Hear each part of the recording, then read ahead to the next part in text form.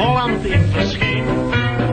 Zij is opgekropt van nijd, wat een raar stuk lelijkheid. Maar het volgend jaar dan ben ik nummer 1. Ik ga dan filmen met Navarro, Emil Jennings, Harry Veel. Daar ik even goed toneel als juffrouw Greta Carbo speel. Als mijn oude tante Chris volgend jaar Miss Holland is. Gaat ze filmen bij de Talkies in Berlijn. En ze krijgt een standbeeld op het Rembrandtplein. Want ze zegt zit in mijn bloed. Ik ben goed voor Hollywood. En naar het kissen loopt het mis met mijn oude tante Chris. Als ze straks Miss Holland is.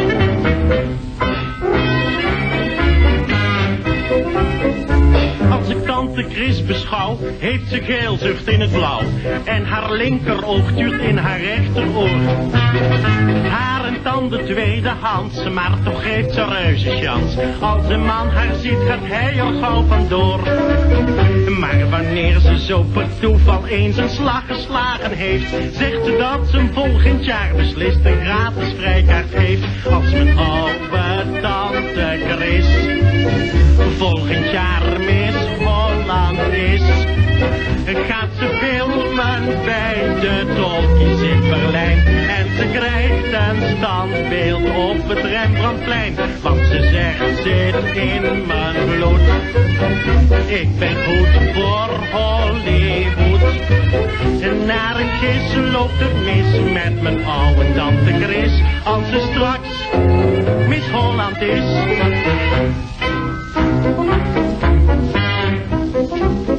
Mager is ze als een pauw, slanker dan een liniaal. Daardoor maakte ze een avontuurtje mee. Toen ze zaterdag in het bad het water niet meer nodig had, gleed door de afvoerpijp mee naar beneden. Heel de dienstverrichting kwam er tot bevrijding aan te pas.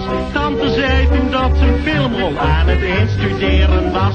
Als mijn oude tante Chris volgend jaar Miss Holland is, gaat ze filmen bij de Talkies in Berlijn. En ze krijgt een standbeeld op het Rembrandtplein. Want ze zegt zit in mijn bloed. Ik ben goed voor Hollywood. En naar het kissen loopt het mis met mijn oude tante